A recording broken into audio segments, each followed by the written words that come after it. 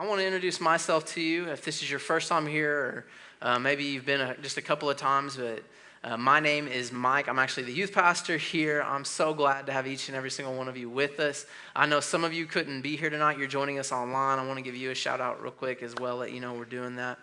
Before we jump further into the message, man, I just want to give a shout out to somebody real quick. Judah, where are you at, Judah? Little Judah, Little Judah's a sixth grader. There you are. Judah was right up here up front, and the whole entire time during worship, like he was sitting there just with his hand raised, eyes closed, just worshiping Jesus, man. And that blessed me so much. I want to encourage you to keep that up. Don't ever lose that heart for God. I believe God's going to just continue to pour into you and do some incredible things, man. You keep it up. You keep being a leader too. I know it's real easy to try to want to focus in on everybody else in that moment, but the fact that you didn't get sidetracked, the fact that you didn't allow yourself to become distracted, like that means the absolute world to me. And I want to just tell you, man, I'm proud of you. You keep that up, okay? Can you do that for me? Yeah. Awesome, buddy. I love it. Well, again, my name is Mike. I want to introduce my family to you. So I have a picture of my lovely wife and our son, Cade. So this is my amazing wife, Katie, and this is our amazing son, Cade. Cade is 5.5. He had his first basketball game this last Saturday. He rocked it. He's locked in on defense. Let me just tell you, like defense is his thing. He loves it and everything else like that. He's my mini-me. He wants to be just like dad. But Katie and I, when we were dating, I don't know if y'all can relate to this or not, but anybody here like got a boyfriend, got a girlfriend? You wish? Okay. Anybody had a boyfriend or girlfriend before? All right, let me ask you this. Anybody ever gotten a fight with your boyfriend or girlfriend before? Come on, yeah. So I'm going to tell you all about one of the first fights that Katie and I ever had. So we were dating, and basically, you know, when you first start dating, you're kind of trying to figure out like boundaries, you know. And I'm the type of guy, like I love to joke and just kind of like poke fun and like ruffle feathers and stuff. And so when Katie and I first started dating, I was trying to figure out like, okay, how far can I push her before she literally like snaps, you know? And so I was trying to like get her, at this time we were in Bible college, I was trying to get her just to like preach a little bit to me. I was like, hey, I want to know if you can preach. So like, why don't you start preaching and everything? And she's like, no, I'm not going to do that. I'm like, how come you won't do that? Like, you should do that. Like, come on, I want to hear you preach. Like, preach. And she's like, no, I ain't doing that. And I'm like, well, why won't you do it? Like, and so this went on. And finally she got like so mad at me that she literally was like, I'm going home. So she like goes out, walks out the front door, like gets in her car and leaves. And that honestly like made me really mad. Because one of my desires, one of my prayers always when I was looking for a spouse was I didn't want a spouse that would be there to pick me up after I fell down. I wanted a spouse that was always going to be there for me to keep me from falling down. And so that was who I wanted in that moment. And I was like kind of frustrated because I'm like, why wouldn't you talk to me about this? Because I don't want our relationship to be a failure. And so I wish you would have just told me to stop. And honestly, like she did, I just didn't listen to it. So it was really my fault in that moment, you know. But she ended up leaving, and I got mad because I was like, hold on, like I don't want our relationship to be this way. Like if we have a problem, I want us to fix that problem right then and there. Like I don't want either one of us to leave while we're mad, and then we just have this kind of dark cloud and trying to figure out where we stand and everything hanging over our heads. I was like, it's not how we're going to do that. And so the very next day, Katie and I meet, and we're talking about this whole thing and how it went down and, you know, what I could do better and, you know, what I needed from her and what she needed from me and all these different kinds of things. And I was really direct and really clear with her in that moment that it was like, look, if we ever are not on the same page ever again, y'all listening? Y'all listen. I was like, if we're not on the same page ever again, like we are not to leave until we get to where we're on the same page and we're good. And so from that point forward, that principle became just a part of our relationship. You can ask her to this day, like if we're not good, we talk about it and we figure it out before we move on, before we do anything. Now, here's the thing. Do we have that like principle like written down and saying, hey, this is what we're going to abide by? Is it hanging on the side of our fridge or like above our like on a plaque somewhere in our household that says like these are the Capel household rules and stuff? Like we're not going to, like, if we're mad, we're going to fix it before we go. Like, no, there's nothing like that. But it's become a principle that we abide by, and it's just kind of that unwritten rule in our home that, hey, if there's an issue, we fix it. And I'm sure there are things in your home that are kind of some guidelines, some principles, maybe even some rules that aren't written down, that aren't posted on the side of the fridge, or that aren't framed in a plaque for everyone in the household to see, but there's some unwritten just kind of rules that you know that, hey, you know what, in this household, in my parents' household, in my grandma's household, that this is how things operate. For example, like for some of you, church is a non-negotiable. So you know in your household, like if you got homework, you better do it before church because you're going to church. There's not the option to skip church and stay home and do homework. There are some of you, though, that when it comes to like doing chores around the house, there's an expectation that you're going to pick up all your dirty clothes and put them in a laundry basket and pick up after yourself, and you're going to do your own laundry. But there's others of you, mama comes in and picks up everything for you. Yeah. Some of y'all are like, that's me. That's me. There's some of you, when it comes to dating, that you know, like, hey, look, I can't date till I reach like a certain maturity level, and my dad has not told me when that is yet, so I just can't date. Like, I don't know when that's going to be. I thought it was going to be when I turned 16. That ain't happening. I thought it was going to be when I turned 17. Hasn't happened yet. I don't know if my dad's ever going to let me date. But there's others of you that your parents are like, oh, it's okay. Get you a girlfriend. Get you a boyfriend. How about cell phones? There are some of you right now that in order for you to have a cell phone, guess what? Your parents have to have all of your passwords. They can log in on your phone at any point in time and read your messages. And if they find out that you've been deleting messages and doing things on there that you shouldn't be doing, or looking at things that you shouldn't be looking at, or sending things that you shouldn't be sending, or talking about things that you shouldn't be talking about, the phone becomes theirs. But there's others of you in your home, the rule is, hey, my mom doesn't know anything about what's on my phone. My dad doesn't know anything. And what I'm trying to get you to see and realize is that each person has some guidelines, some principles, some quote-unquote rules that aren't written down, but yet you know that that's how they go by. That's how you go by in your house. And church is the same way. There are some unwritten rules, some guidelines, some principles and stuff that I want us to all abide by when we're here at church and about who we are going to be. Now, I don't know what your background is. Some of you are here tonight and you're probably like, look, dude, when it comes to like Jesus and God and the Holy Spirit, like, I don't know what you're talking about. I don't care. Like, I came because honestly, school was like on lockdown and I couldn't go to school today and I just wanted to come here to see my friends. But there might be others of you that you've been raised in church and you're like, you know what? Like, I get that. And there might even be some of you that are here tonight and you're like, look, I'm new to this whole thing. Wherever you're at, let me just say this. I am glad that you're here. This is going to be a place. Did somebody just snort? Like, did y'all hear that, or am I just hearing things? I'm confident somebody snorted. I'm like, what is going on? Like, all right, like, whoever that is, like, wake them up, because I don't think my preaching's that bad, but, you know, take notes, all those kinds of things. But no matter where you're at, no matter what your church background might be or not be, I want you to know something. We're glad that you're here. You're always going to be welcome here. But I just want to share with you tonight some things about who we're going to be as a student ministry in this community, as in a part of this church. And if you were here last week, we talked about this a little bit. And one of the things that we said who we are going to be as a church is, one of the things is we're not going to be a crowd. We're going to be a family. And so I need some people to come up here and help me like kind of re-illustrate that. So, all right, give me you guys right there. Who else wants to come? The row behind you. They're volunteering. You're good. You don't have to do anything. Y'all come back up here. Y'all come up here. Y'all, come on, make room. I think we got enough right now. I think we got enough. So y'all pay attention, okay? All eyes up here. Man, there is a lot of you. So this is going to work perfect. So here's what we said we were going to be last week. We said we weren't going to be like a crowd, because here's what happens when it's just a crowd of people. Y'all kind of spread out for them, kind of face different directions, all those kinds of things. Here's what a crowd looks like. Hey, eyes up here. Did somebody run into the wall back there? What is going on? All right. Here's what's happening.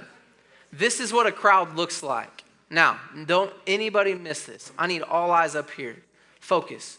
This is what a crowd looks like. And in a crowd, it's real easy to get taken out by the things of this world. Maybe there's some circumstances and things that go on in your life. Maybe you get kind of wrapped up into some things that you shouldn't be wrapped up in. You get caught maybe getting into some trouble. You're hanging out with the wrong people. When you're a part of a crowd, it's real easy for that crowd to come alongside and just move you out of the way. And before you know it, you're someplace you never thought that you would ever be. It's real easy when you're a part of a crowd. Guess what? That maybe life hits you hard. Maybe you have some unfortunate circumstances and situations come across your home. Maybe something goes on with your mom and dad. Maybe they're getting a divorce. Maybe you lose a loved one and you're just like kind of devastated. You're there all by yourself. It's real easy in those moments to get taken out and even to fall down. Fall down, fall down. There we go. Even to fall. This is what a crowd will do. But you know what? We're not a crowd. We're a family. And here's what a family is going to do, all right? I need y'all to like hook up arms, everybody facing outward. Hurry up. Face outward. Make that circle. Somebody connect in the back. It's a circle. We're getting there. Awesome. There we go. This is what happens when you're a part of a family. Get up. This is what happens. When life hits you, and you're struggling and you're getting carried away by things that you don't need to be wrapped up into, here's what a family will do. A family will reach out and stop you and say, hey, come on, join the family.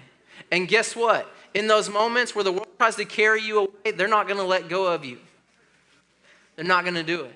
They're going to keep you supported. In those moments, come here, Serenity. Shh.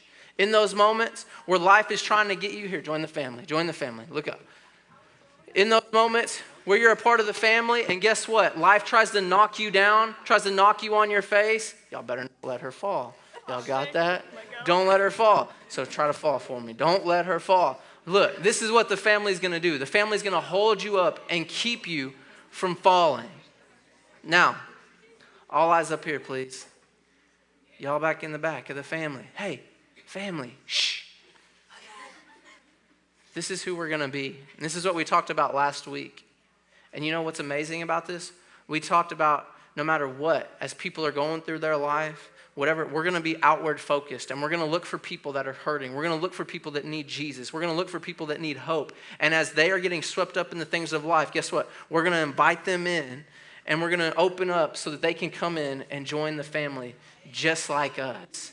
And this is who we are going to be. Am I clear on that?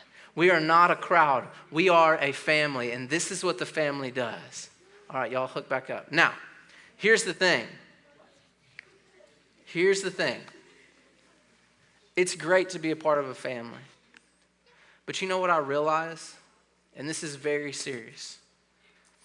I realize that even in a family like this, it's hard at times to still feel comfortable, to be vulnerable, to share with all those people that says, hey, I'm struggling with this.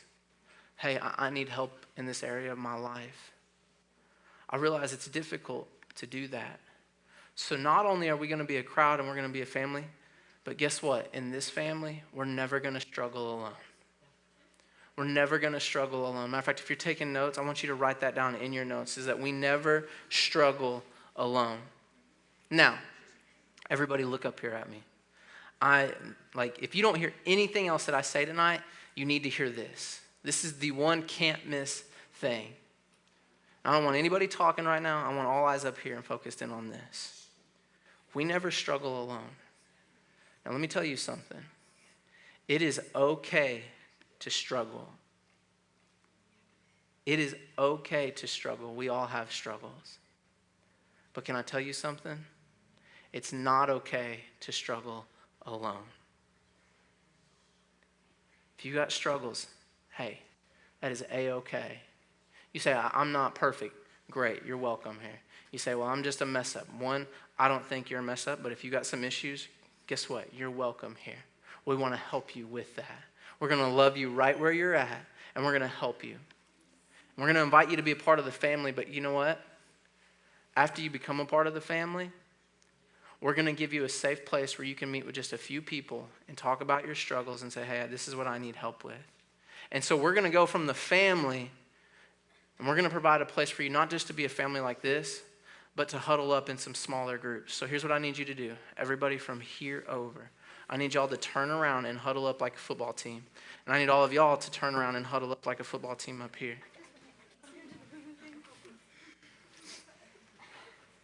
Now, here, y'all come over here. Y'all come to this side. Y'all come to this side right over here. Y'all come to this side right here. Shift. All right. Here's what I want you to see.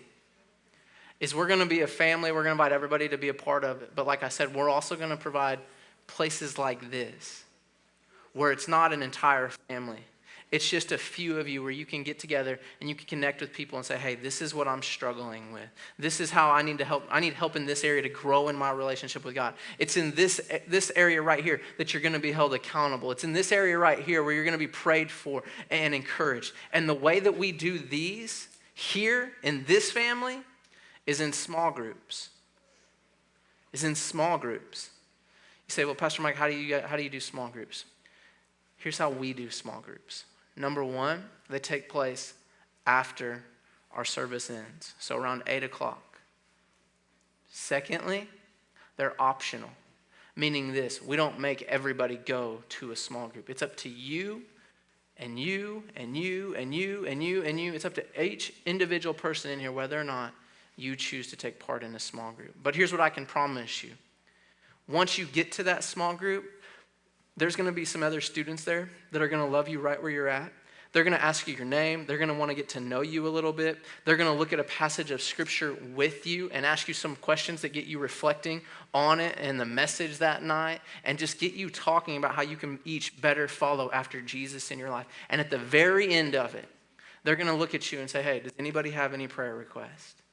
And in that moment, you've got an opportunity to say, hey, you know what? Here's your safe place to say, you know what, I need prayer in this area of my life.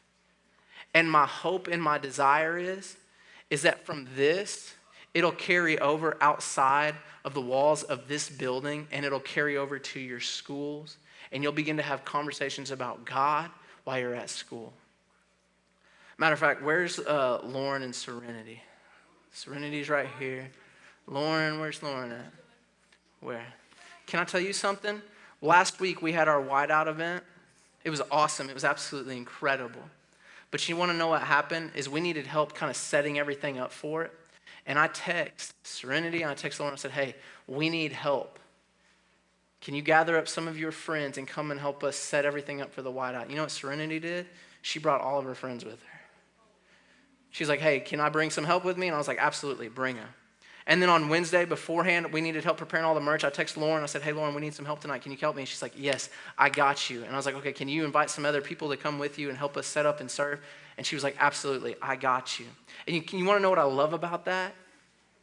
Is here was two ladies that help with small groups, that lead small groups, and they were having a conversation at school about what takes place here. And they were making people aware of it and saying, hey, come with me, come and serve with me. And that doesn't always happen in a family setting. That happens in the small group setting. And this is who we're going to be. We're going to be that place where you can talk about, hey, we need help. Hey, we're going to be that place where it says, hey, you know what? I'm struggling. Hey, you need prayer? We got you. And that's going to take place in our small group setting after we become a part of the family. And we're not ever going to struggle alone. That's who we're going to be. All right, can y'all give it up for them as they sit down?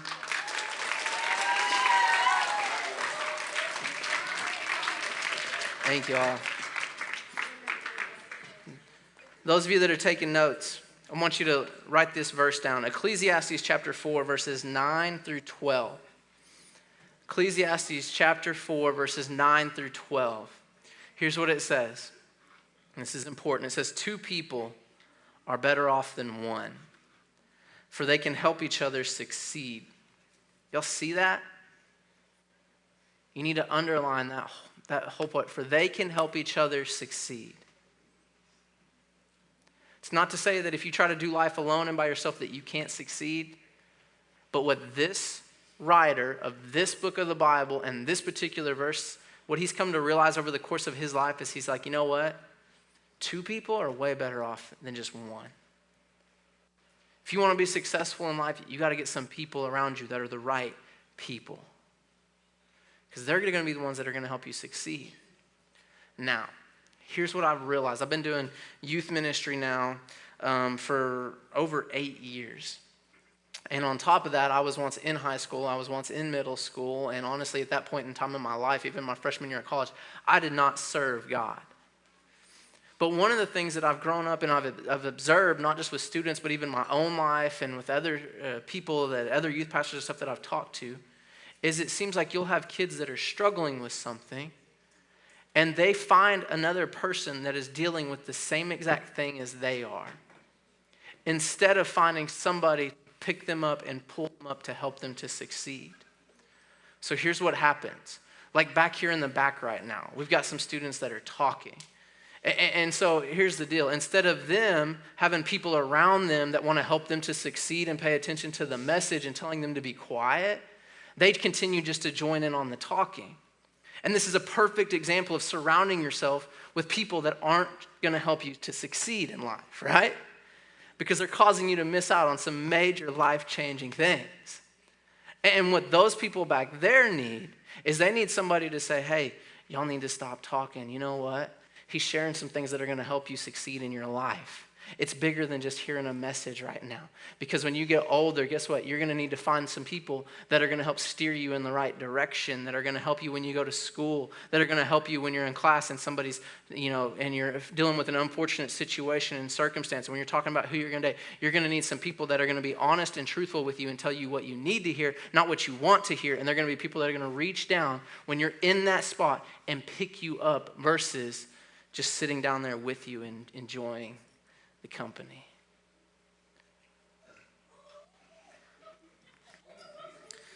If y'all would, bow your heads, close your eyes. We're going to pray for that section back there right now.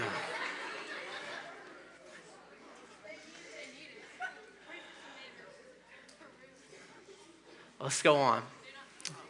Here's what it says. 2 people are better off than one, for they can help each other succeed. Look at this. If one person falls, the other can reach out and help. But someone who falls alone is in real trouble. Now, these are not the words of Mike Capel. This is the word of one of many people consider it to be Solomon, one of the wisest men to ever walk this earth. He was a tremendous leader, and this is one of the conclusions that he came to in his life, is that, you know what? I need people around me that are going to be there to help me when I fall. I need the right people around me that I can reach out to. That when I get in those moments of real trouble, that I need somebody, that they're not going to be the type of people that pull me down, that love seeing me suffer. But they're the people that are going to actually bend down, reach over, grab me by the hand, and pick me up because they see something more in me than what I've seen in myself in that moment. Can I just tell you one of my biggest frustrations as a youth pastor? Is when I see students and I see things in them that they don't yet see in themselves. I see the potential that they have to go out and be an influencer. I see the potential that they have to go out and make a difference in the schools, on their teams, and yet they step back and they just allow themselves to be influenced by other people instead of stepping out and rising up and doing that. It's one of my biggest frustrations. It's one of the things I go home and it just rips my heart out. Because I'm like, God, this person has so much potential. Help them to realize that, help them to see it. And they don't see it in themselves. They're too worried about what their friends are going to think about them. They're too worried about, oh man, I'm going to have to put some boundaries. I'm going to have to raise my expectations. I'm going to have to start living life differently if I want to achieve those things. And when I look at all of you, y'all are capable of it. And I see it in you. I see great things in store I see gifts, I see talents in each one of you. I see leadership ability. And if I could say anything to all of you tonight, it would be this: there's more in you than what you think. There's more things that you can do. There's more people that you can influence than you ever realize. But you can't allow yourself to be surrounded by the wrong people. You need to find the right people to help you, and that's what you get in our small groups. You get those people that are going to reach out and help you. You can continue reading in Ecclesiastes chapter 4 about that. Matter of fact, it goes on to say in verse 11, it says, 2 people lying close together can help keep each other warm, but how can one be warm alone? Then verse 12, it says, a person standing alone can be attacked and defeated, but 2 can stand back to back and conquer. 2 can stand back to back and conquer. You know, when I think about your season of life that each one of you are in, y'all are in middle school, you're in high school, and I know there's a constant battle going on while you're at school. I know there's a constant battle when you get on your phone and there's just all kinds of things bombarding you. Your sexuality, who you are, who you should like, who you shouldn't like, the way that you should see the world. It's constantly there. There's the constant fear of like, well, if I say something, then who's not going to like me? Am I not going to fit in? Am I not going to do? Am I going to have friends, or am I going to have to be lonely? It's a big battle. Can I tell you something? This verse says right here that a person standing alone can be attacked and defeated, but 2 people can stand back to back and conquer. To change the course of your life, here's what I realize: all it takes is one person. All it takes is one person. You know what? I bet if you would link arms with that person and say, you know what, hey, I'm not going to do this anymore. And you find somebody else that's willing to say, you know what, we're not going to do that anymore. I guarantee you, if you find that person, guess what? You can change your class. You can change your school. Your family that doesn't know Jesus, that you desperately want to see come to have a relationship with God. I know it's hard to look at them and say, hey, Mom, hey, Dad, I can't do that. I'm not going to do that because Jesus lives on the inside of me. But if you'll find people that say, you know what, you can stand against them. You can do that. And as you do that, here's what's going to happen. You're going to begin to conquer things. And that's how I see each one of you. One of the things that I see for our future is something where we take over. And I don't mean that in just like, oh yeah, we're just going to go and like take over. But I mean that as in like, we're going to equip you to be a follower of Jesus, to have a real relationship with him that inspires other people to say, you know what, I want that real relationship with Jesus too. Do you have people that you can put in my life to help me follow after him? And as we do that, guess what? We're going to have more and more people come and join the family. And then from there, we're going to put them in a small group where they can get to that place and get those help that they need so that when they are in the middle of a battle, guess what? They don't fall. But they end up being on the victorious side, and they end up being the ones that conquer. This is what I want, and this is who I want us to be. This is one of our unwritten rules. This is it. We're not ever going to struggle alone. So here's what I want to do in this moment. Every head bowed, every eye closed.